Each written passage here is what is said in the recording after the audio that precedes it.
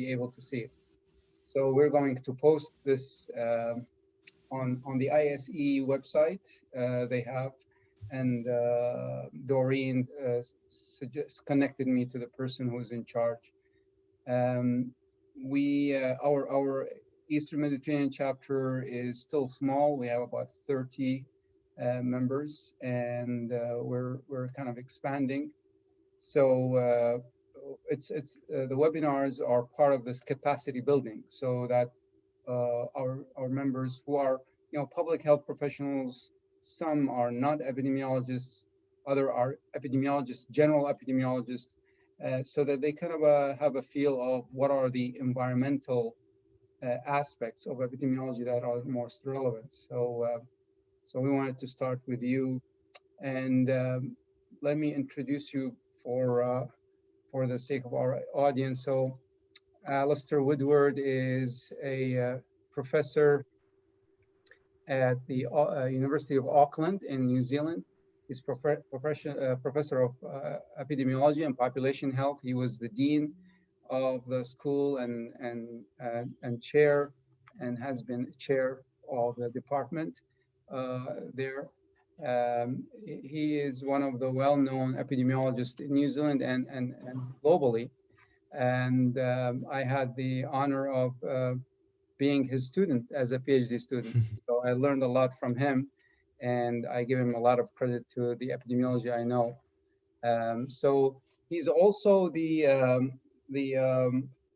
ISE council member who is assigned to our chapter. So that's why it was appropriate to start with him giving us this. So each council member is kind of overseeing or assigned to a chapter to take care of the chapter and their needs. And I have been in contact always with Alistair about our chapter. So without any further delay, I'd like to give the floor to Alistair, and then we can open it for questions at the end. If there are comments, feel free to send it through the chat box, and I'll look at them and then raise it to Alistair when needed. Okay, Alistair. So, well, look, thank you very much, Wael. I'm looking forward to this. Thank you for inviting me to give the first of these webinars. Let me just share my screen. Mm-hmm.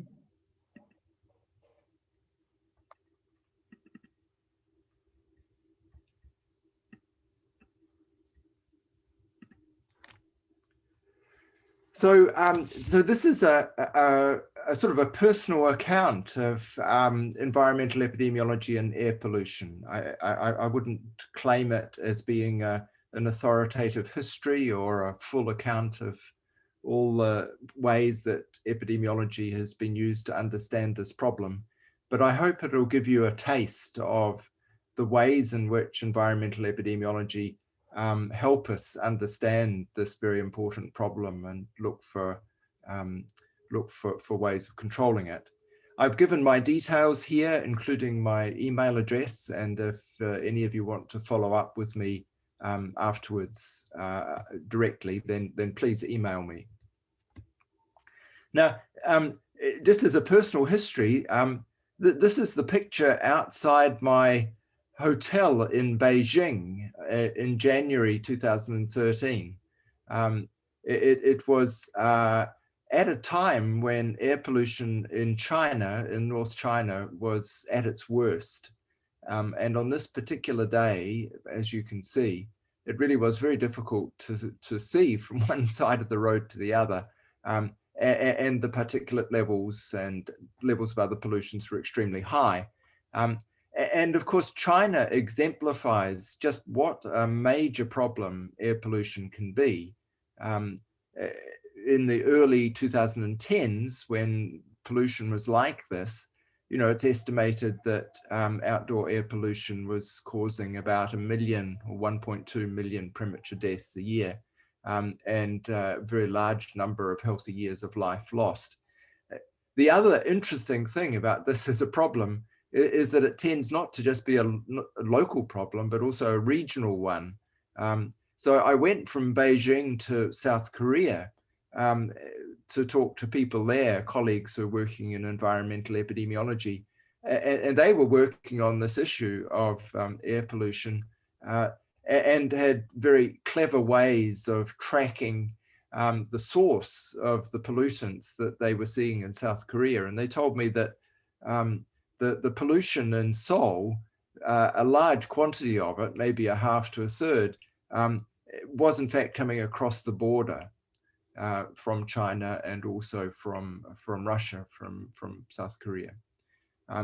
So this is an environmental health problem that doesn't recognize borders, that has caused an enormous amount of ill health in the past. If we just look at the global picture, this is a map based on satellite readings, so that it's possible from satellites to get a sense of the amount of pollution in the atmosphere. This is from all sources. And you can see that this scale references the WHO ambient air quality guideline, so that all the areas in green fall within the guideline, but otherwise the air quality is judged to be inferior to the WHO guideline. And you can see it is widespread. And as far as the Eastern Mediterranean region goes, you can see on the map that the most countries in the region, by this particular measure, do experience air quality that is less than satisfactory, certainly according to the guideline. Now, you might notice that large, relatively unpopulated areas of the world are coloured in this map. And that's true for Australia. If you look at Australia, those areas coloured yellow, I can tell you, have got very few people in them. So this includes dust and sand, as well as pollutants that are man-made. That, because of course the satellite is blind to the cause of the poor air quality, but it records it nevertheless. And so that explains the picture that you see across Africa and certainly in Australia. What I want to do in the next half hour is cover these points here. Firstly, to give you a sense of the importance of time scale, the question of dose response and guidelines is really important. What sort of advice should we give about air quality? I've just shown you the WHO air quality guideline. Where does that come from? Well, I can tell you it comes from epidemiology.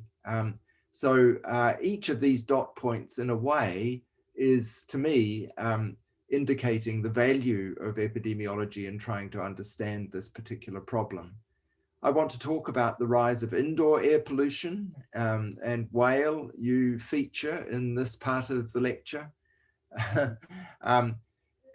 I think epidemiology has been very helpful, not just in describing the problem, but at looking at the effectiveness of interventions. So I want to touch on that. And then lastly, I want to talk about air pollution at the very largest scale, air pollution in relationship to planetary health, and reflect on some of the work that's underway at the moment concerned with climate change. Well, this is where many histories of air pollution, of course, begin. The Great London Fog in December 1952, and maybe many of you have seen this picture or a picture like it before. It's the 1950s equivalent of the view outside my hotel in Beijing, but much worse, in fact.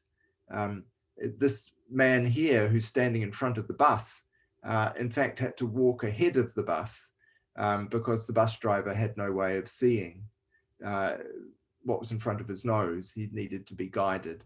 It was an incident in December, in the winter of 1952, when air pollution in London reached catastrophic levels, largely as a consequence of coal that was burnt for home heating at that time. Now, what was the contribution of epidemiology? Well, very simple epidemiology demonstrated that there was this acute effect, both in terms of mortality and in terms of morbidity.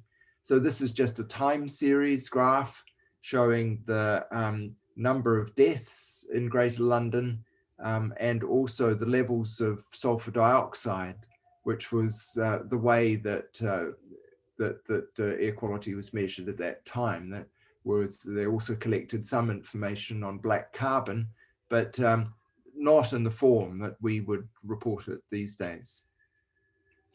And you can see that the spike in sulfur dioxide levels, that was when the great London fog descended on the city, coincides with the spike in weekly mortality. The axis across there on the left-hand side. You know, it was unambiguous. It was 2.5 times greater.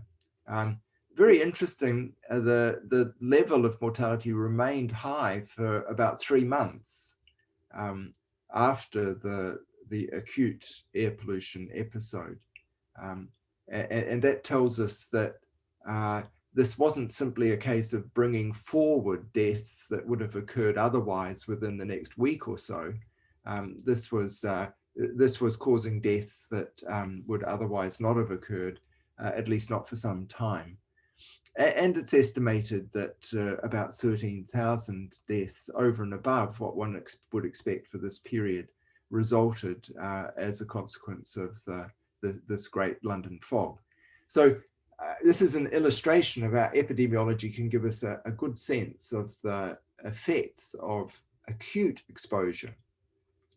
But of course, that's only telling us part of the picture, because we're interested also in what happens to populations which are exposed long-term to high levels of pollutants in the air. And this requires a different kind of a study. The best way of getting at the question of the effects of long-term exposure to air pollution come from cohort studies. So that's where you recruit a group of individuals, follow them over time, have measure of their exposures, and track what happens to outcomes. In this case, all-cause mortality. This is a study that we carried out in New Zealand. So it was a study based on the census. We have a national census, which records a lot of information about every individual in the country, including where they're living. And we estimated their exposures to outdoor air pollutants based on their place of residence using atmospheric monitoring data that are collected by our weather office. Then we were able to link these people to death records and cancer records and hospitalization records over a succeeding 5-year period.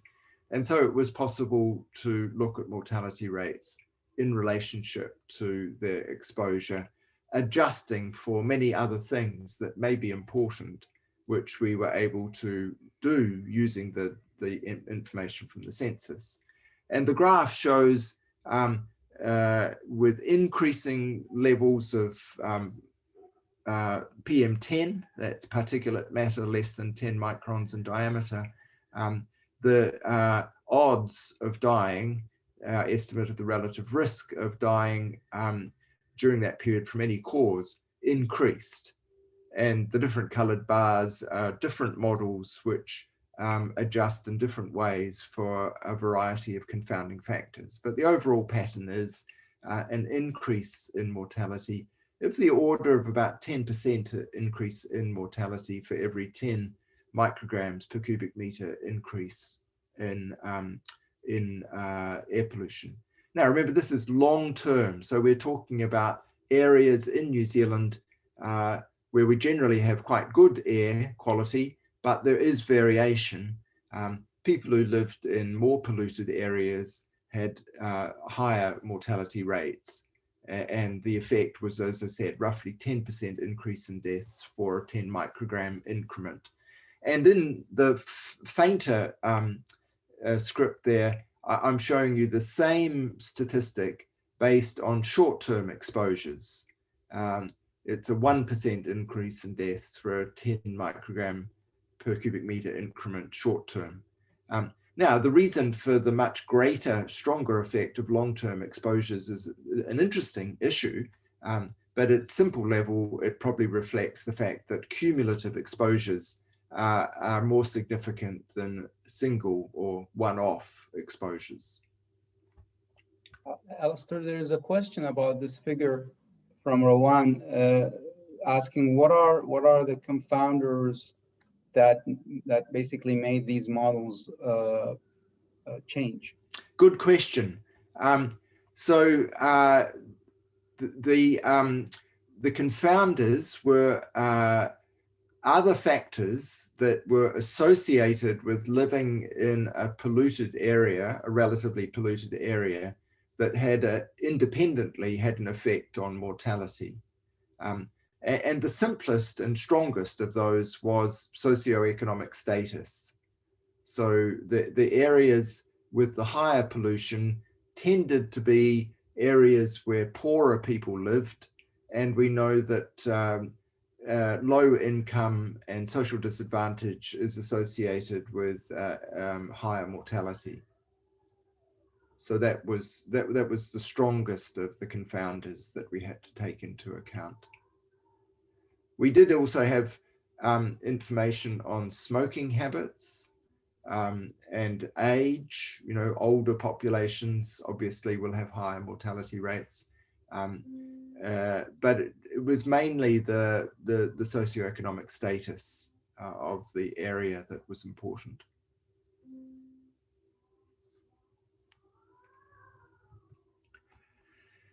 So I mentioned this question of what constitutes a safe level or a desirable level of air quality. That's a really important question for policymakers.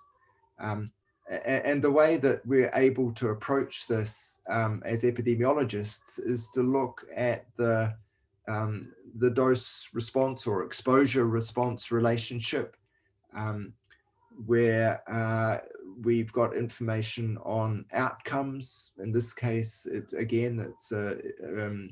mortality, increase in all-cause mortality, in relationship to exposure. This is short-term exposure, daily or weekly particulate air pollution, and it shows 4 panels, and each panel comes from a different study, but each of them shows the same pattern, which is that the relationship between increasing exposure and increasing mortality is roughly linear. And it shows no sign of a safe lower limit. That's not to say there isn't a safe lower limit, of course, but it's just that it's not evident in the studies that have been carried out to date. So the question of how to choose a guideline or a recommended limit or level, warning level for air quality is a challenging one. The WHO guidelines are framed in this way. You can see on the left of the slide, the lowest levels at which mortality has been shown to increase with more than 95% confidence. So as you get towards the lower limit, then it becomes more difficult. We have less information. There may be greater variability, more uncertainties associated with the weaker effect at much lower levels of pollution. And so it's a practical way of approaching it. The guideline there is marked with the red line. So that's the 20 micrograms per cubic meter, short-term exposure to PM10.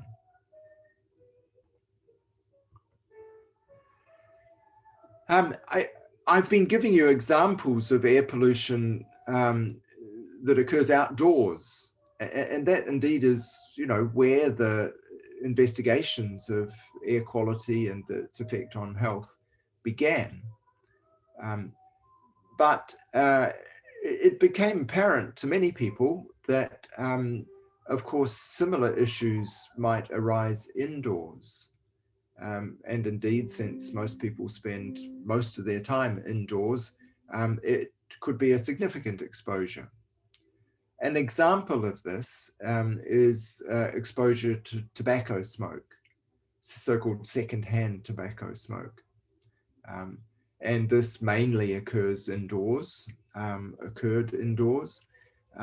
So there was question whether the if adverse effects of being exposed to tobacco smoke that we know apply to active smokers might also apply to so-called passive smokers. And there were studies beginning in the early 1980s that looked particularly at lung cancer amongst women who had never smoked, but were married to men who did smoke. So that was obviously a source of exposure in the home, particularly at that time in the early 1980s. First study published in 1981 by a Japanese epidemiologist, Hirayama.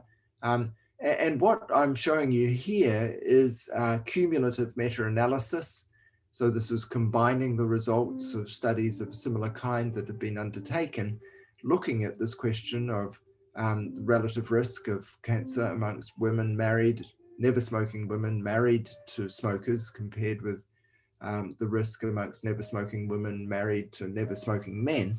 And you can see over the period of roughly 20 years, there were a large number of studies published, combined in this meta-analysis, and they show that the increase in risk is of the order of 30%.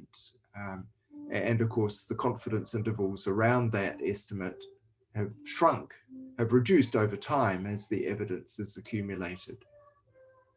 So a very interesting example of using epidemiology to study indoor air pollution, pointing pretty squarely at this hazard of passive smoking, which when it was first suggested as a possibility, I must admit, aroused a good deal of skepticism. But it was epidemiology that determined that this was indeed a real problem.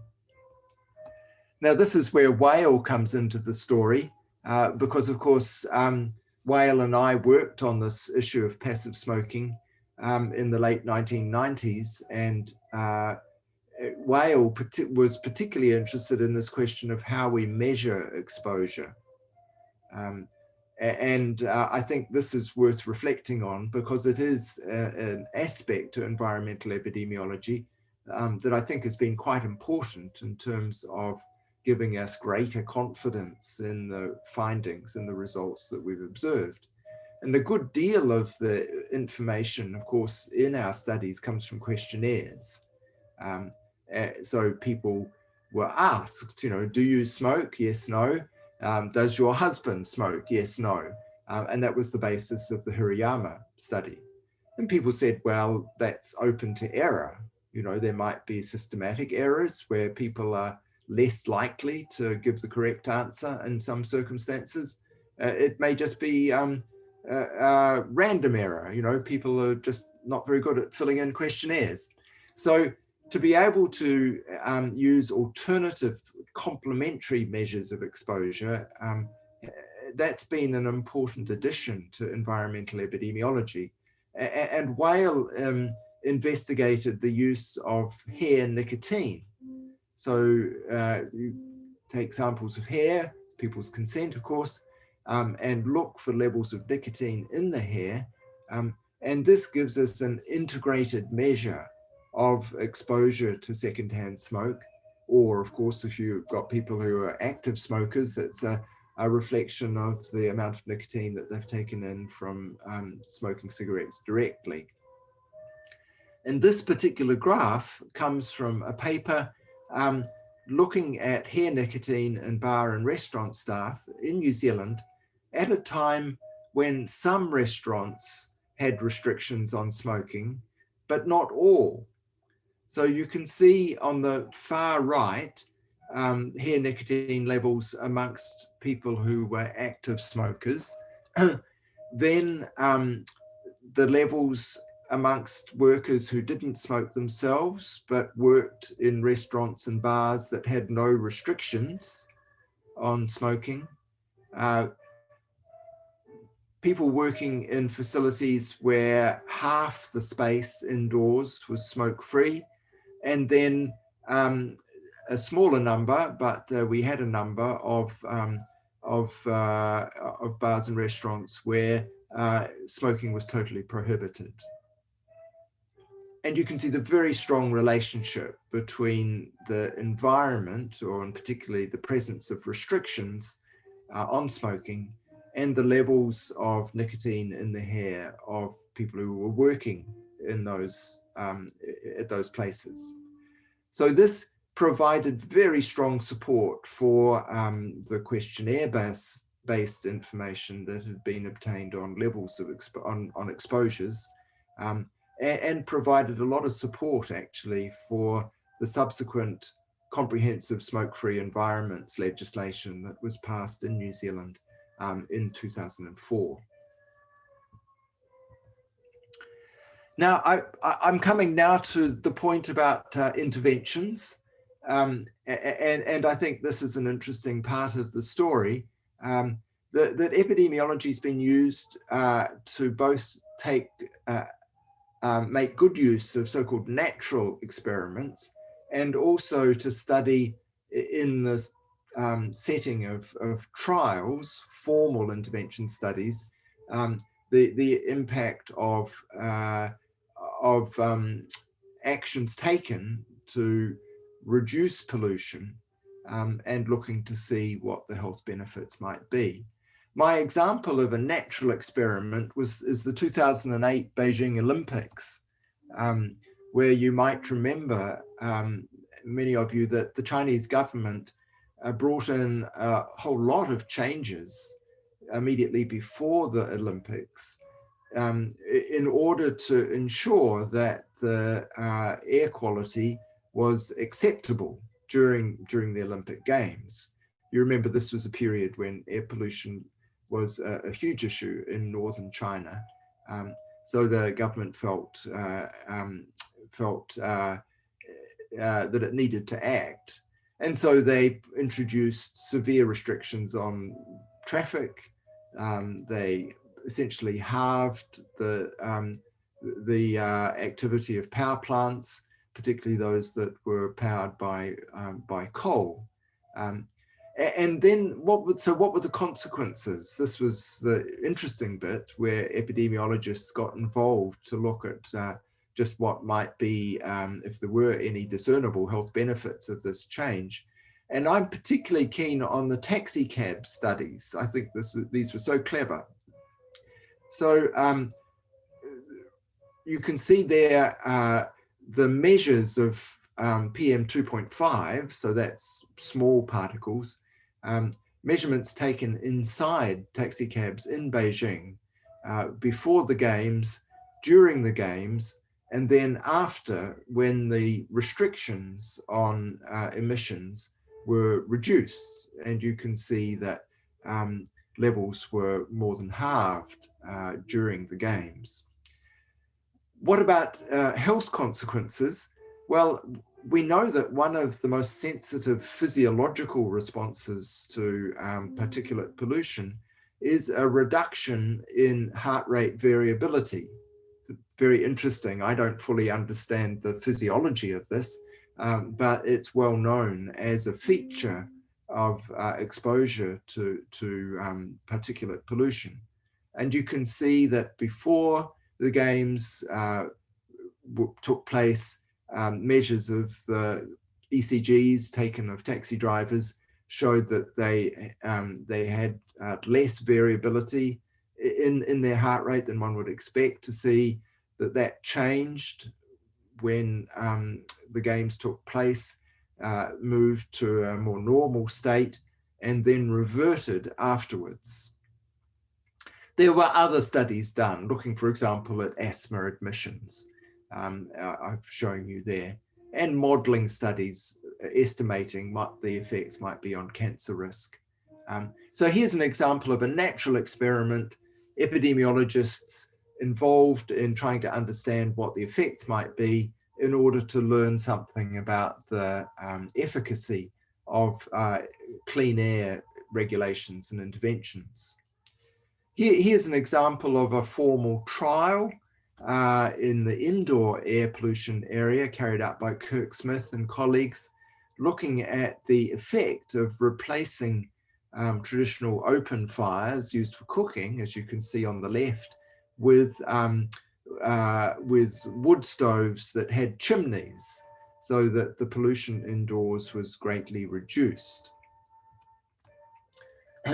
Looking at the effects on acute lower respiratory illnesses, this shows the relative risk associated with being in the intervention group, reduction in pneumonia, although that wasn't statistically significant, but clear impact, a stronger impact on the frequency of severe lower respiratory illness, as reported by the participants or as reported by, diagnosed and reported by doctors. So a formal trial looking at indoor air pollution, this coming from biomass cooking, demonstrating that improved wood stoves did indeed lead to both an improvement in air quality and health gain. I thought I'd mention this one as well, just because masks are a bit in the news at the moment with COVID, of course. I thought this was a rather interesting study, a rather clever one, done looking at the effects of wearing masks, simple face masks, on the health effects of exposure to particulate air pollution. And this is outdoors. And so it involved working with healthy young pedestrians in Beijing, a crossover study. So it was the same individuals who were studied, observed with and without the mask, showing that the use of a mask of this kind, and I emphasize it's not a simple surgical mask, a paper mask, it's a proper particulate respirator, that those masks obstructed, blocked the adverse effects of air pollution on blood pressure and heart rate variability. So a study to show that an intervention at the personal level did bring benefits, did offer some protection. And finally, I said that I wanted to just talk a little bit about air pollution and epidemiology and climate change. This is very much on my mind because I'm at the moment working with the IPCC, the Intergovernmental Panel on Climate Change, on the 6th assessment report. The IPCC puts out major summaries every 5, 6, 7 years, state of knowledge relating to climate change. And I'm helping write the chapter on our region. Now, one of the most significant events that occurred recently in the last 5 years in Australia and New Zealand and our corner of the Pacific are the bushfires that occurred in Australia in the last summer, our last southern summer. So these were started in about November 2019, roughly 12 months ago, and continued all the way through until late February, early March. And what was significant about these fires is that they were hotter, bigger, and longer lasting than bushfires in Australia previously. This is a picture of one of the fires in the Blue Mountains outside Sydney, just to give you a sense of the scale and intensity of the fires. Now, as a consequence of these being such large fires and burning for so long and burning so hot, there was a huge amount of smoke generated. And it's estimated that 80% of Australians were exposed to this smoke. Now, that's remarkable. Of course, the densest, most densely populated part of Australia is the southeast, and this is where the fires occurred. Nevertheless, the smoke did cover a good part of the country for a prolonged period, including some of the very populated, most populated areas. So I'm just giving you there the example of Sydney, Australia's largest city. Through November and December, 1 day in 3, the PM 2.5 levels exceeded WHO guidelines. And this is quite extraordinary. This is unprecedented. So here we have an extraordinary event, and it bears the fingerprints of climate change. Formal attribution studies are still being carried out, but it's estimated that the odds of this happening under climate change are, it's a sort of 40% increase in likelihood of this occurring over and above what one would expect to see just due to natural climatic conditions. Long drought, extreme heat, high wind, essentially the genesis of these fires. So the question of what the consequences for health were, this is a story that's just emerging, really. What I'm showing you here are the estimated numbers of premature deaths, admissions to hospital for a variety of disorders, and the associated economic costs, healthcare costs, associated with the wildfire season, the bushfires that I've just told you about. You can see roughly 430 premature deaths estimated to result from the exposure to smoke, and large numbers of hospital admissions for either cardiovascular problems or respiratory diseases. And the total cost, healthcare cost, is of the order of $2 billion. Then, to give you some sense of how this is calculated, we could talk about that later if you like, but it's essentially looking at the number of people exposed, trying to estimate what you would think that you expect the incidence rate to be in the absence of the fires, the dose-response relationship, and the exposure level to PM10. All those things put together allow you to calculate the number of outcomes that you believe can be attributed to this particular exposure. So unprecedented costs of smoke-related PM 2.5 from the mega fires. This is important because there is a lively discussion about what to do about climate change. This is particularly so in Australia, where the costs of changing the economy to move away from fossil fuel intensive industries is substantial. And so policymakers ask reasonably enough, what's likely to be the cost or impact if we don't act?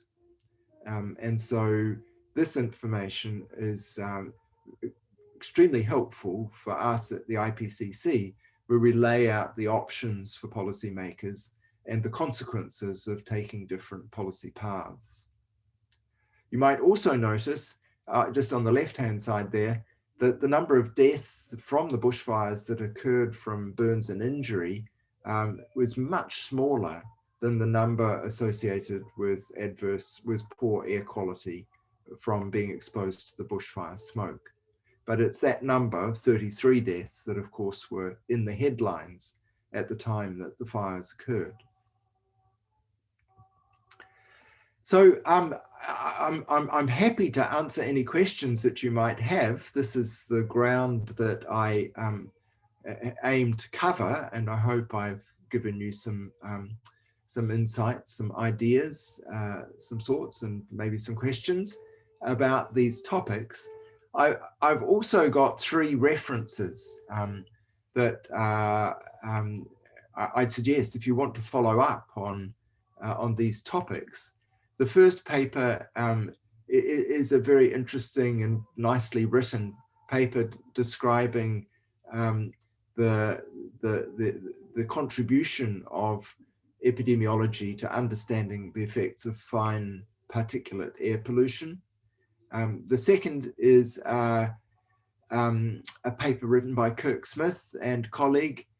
This is in early 2000s, but I've suggested it because it lays out the scale of the problem of indoor air pollution and the health consequences that result from those exposures if no action is taken. And then the third paper, the most recent one, is a paper commissioned from Andy Haynes by the International Journal of Epidemiology, in which we invited Andy to reflect on the so-called Anthropocene epoch. So this is the era that we've arrived at, where human activity is changing the shape of the planet. Climate change is one example of those changes, and we asked him to reflect on what this means for epidemiologists.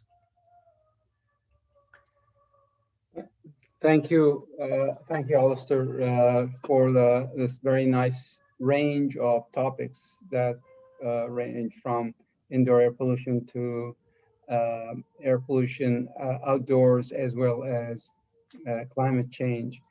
I want to ask our members, since we have few members, if they want to open the microphone, introduce briefly themselves, and ask the questions.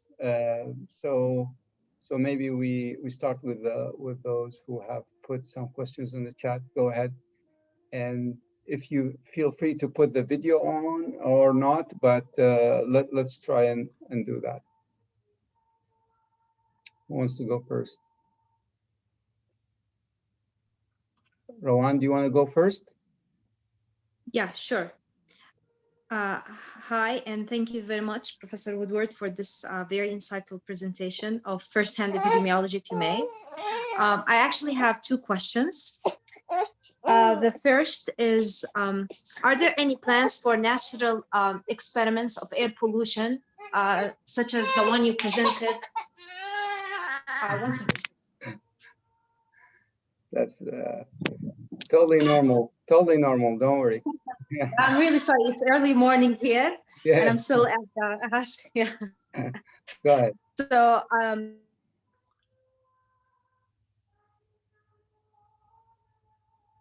I think you're muted. So I'm going to read the question for Rowan. I think. So are there any plans for natural experiments for air pollution pre or during post-COVID-19 pandemic? What type of studies can take advantage of such situation to bring new regulations? And second, what evidence of particulate respirators and face masks helping protecting against air pollution can be presented as a way to motivate people to wear masks during the pandemic? Thank you. Those are 2 good questions. COVID is on our mind, everybody's mind at the moment. Yes, one of the obvious features of the COVID pandemic has been that many countries have gone through a period of lockdown or severely restricted mobility. And a consequence of that, of course, is that that air quality has improved, even if it's only temporarily. And there are a number of studies, some published already, others that are on the way to being published, that have looked at the improvements in air quality and at the health consequences, either from direct observation, where it's possible to look at things like hospital admissions or mortality, or by modeling. What would one expect to see based on what we know about those dose response curves as a consequence of the reduction in pollutant levels associated with COVID lockdown? The effects are substantial. You know, the reductions in pollution have been maybe of a similar order to those seen in Beijing during the Olympics, a halving or maybe a bit more than a halving of pollutant levels. And one would certainly expect to see substantial improvements in health. It's a little difficult. There are other things that were happening at the same time. Here in New Zealand, you know, we know that people stopped going to hospitals, even perhaps when they should have, because they were rather anxious about COVID. And so that partly explains, you know, the reduction in hospital visits. And there was a reduction in mortality overall associated with lockdown, which probably had a rather complicated explanation. But you're right, you know, this is a good example of an actual experiment, and certainly people have taken the opportunity to look at using this period to get better understanding of the effects of environmental change. Your second question about masks, I'm not an expert on masks and COVID. I appreciate that it's a topic that you know, that people have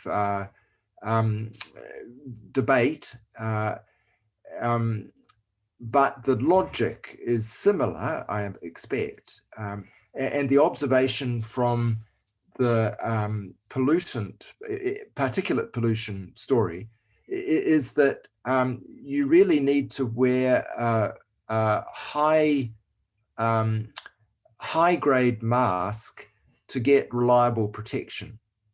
So simply wearing a bandana or a paper mask makes relatively little difference to the particulate load that you inhale.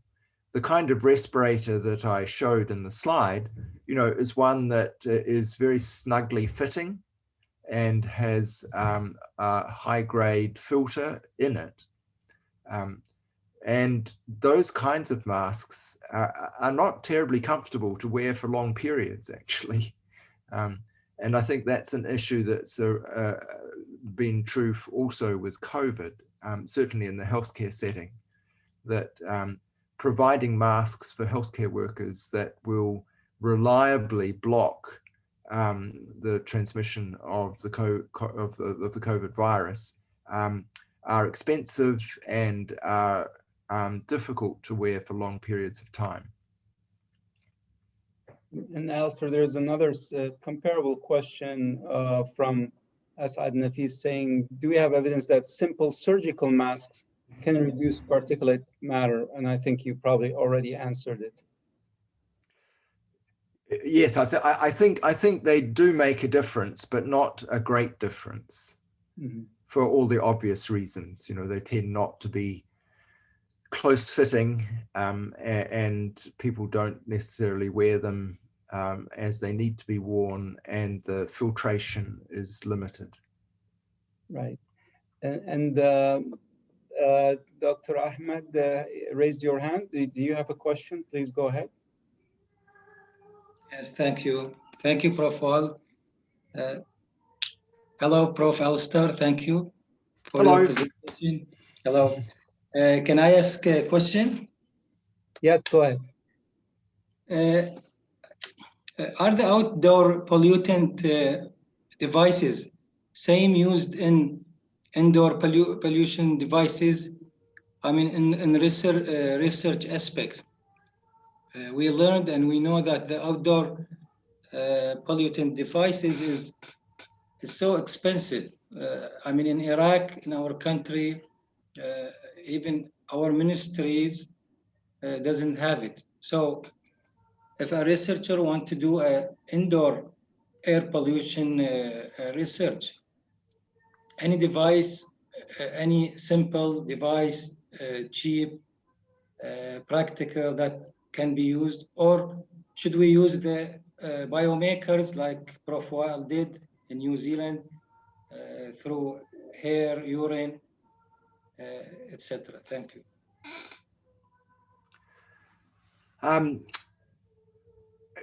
There are quite a variety of air quality monitoring devices that you can use, and some of them are relatively simple. So I would hope that, you know, in your country that you might be able to get access to particle counters, to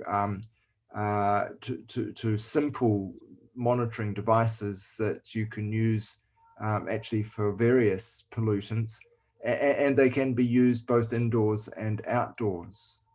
The biomarkers are more difficult. That requires, you know, laboratory support and backup, and is very specific to particular pollutants like secondhand smoke. Wael, would you comment on availability of monitoring equipment? Yes, we had a workshop with the World Health Organization Regional Office Center for Environmental Health Action in Jordan, Amman, exactly about a year or so ago. And they had an expert, actually a Jordanian expert, who is an air pollution monitoring expert who has, you know, he's a physicist. So he has 2 or 3 monitors that he has worked on and provided. So I think these, they demonstrated 2 or 3, I forgot the names of them, but these are the ones that are recommended. They're not cheap. I recall the prices were, you know, more than 1,000, at least the cheapest one.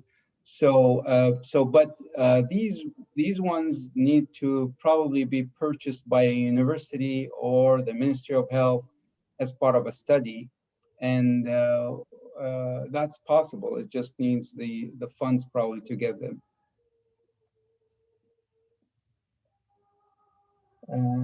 There was a question.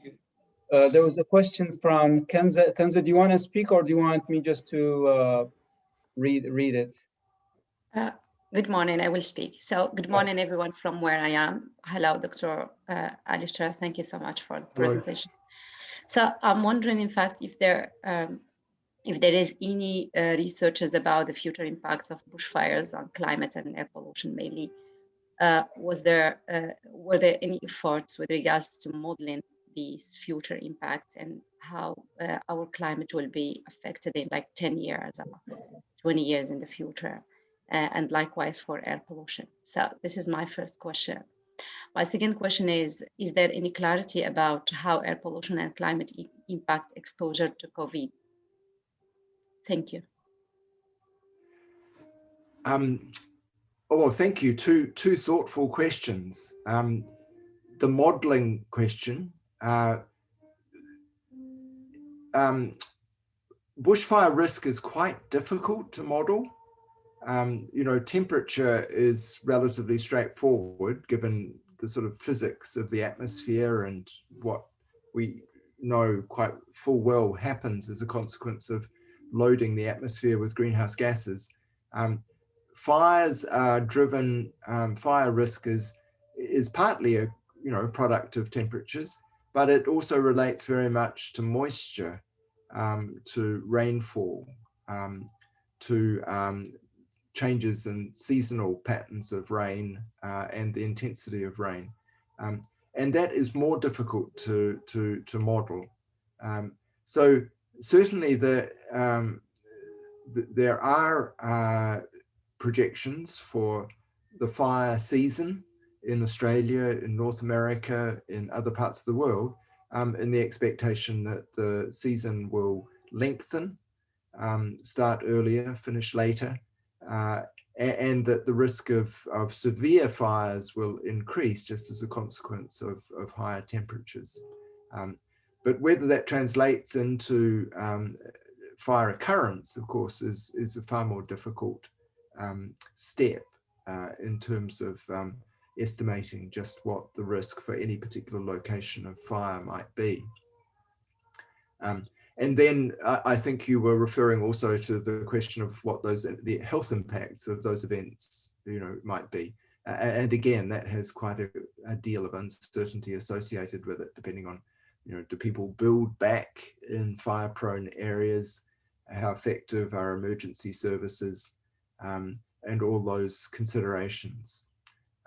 So that certainly the IPCC report will be commenting on the likely effects of climate change on fire risk. Might not have much to say about just what the health impacts are likely to be, because we perhaps don't have as much information in that respect.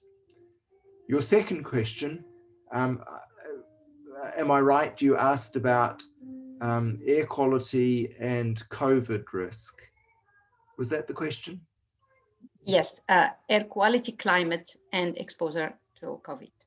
Exactly. Okay.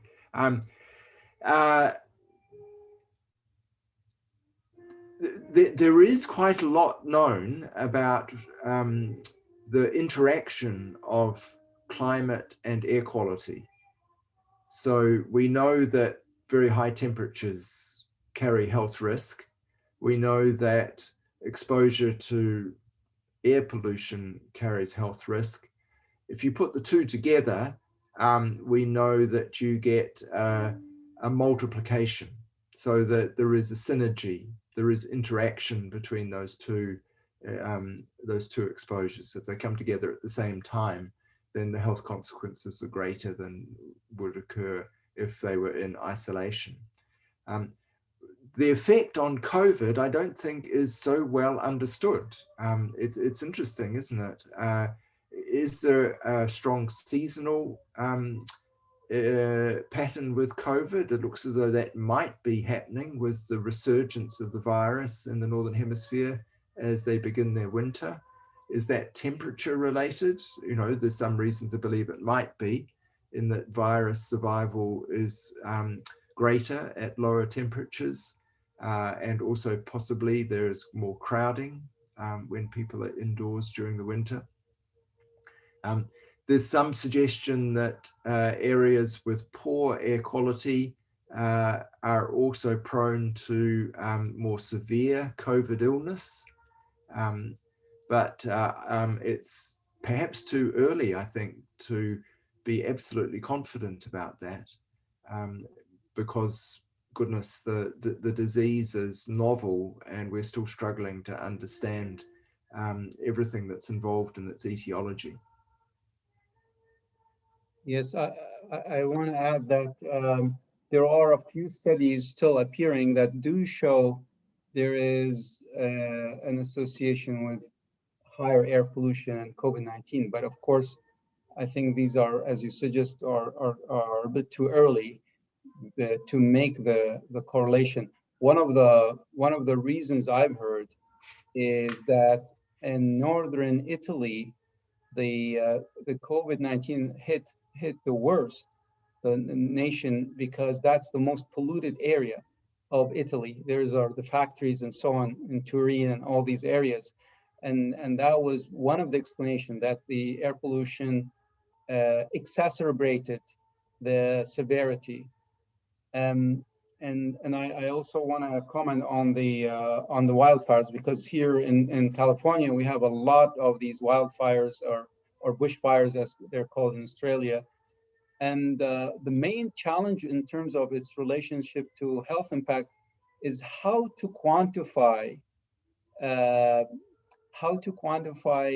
the exposure in terms of these.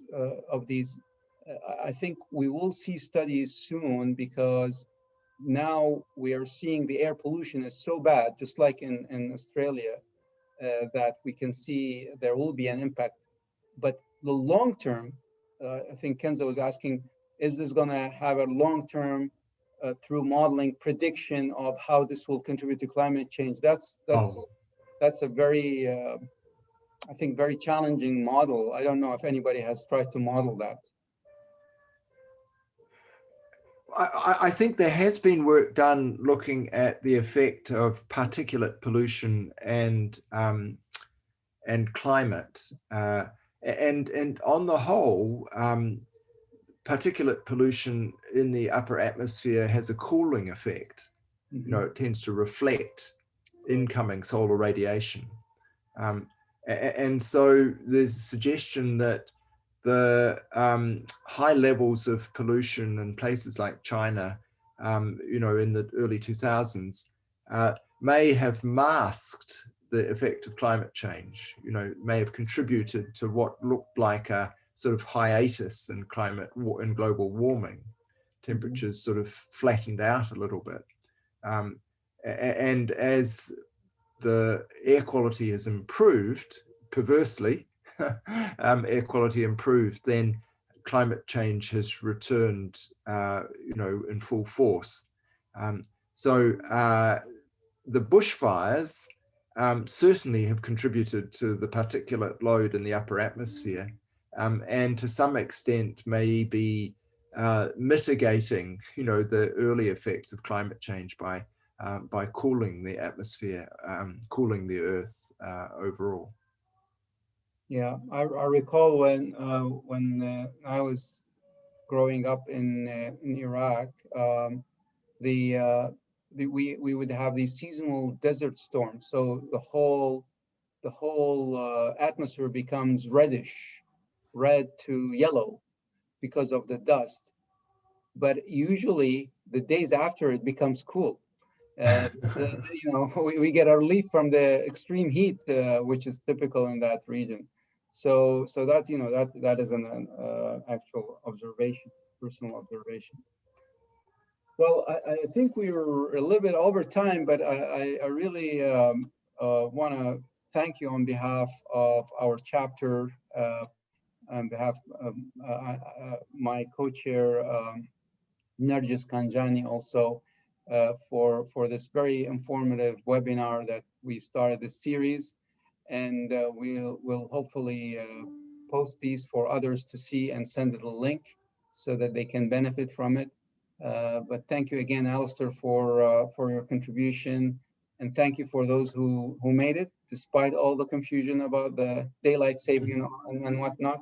So so we'll be in touch again with everyone else in the chapter.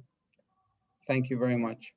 Very good. Thank you, and good night. Thank you. Thanks, Alistair. Bye.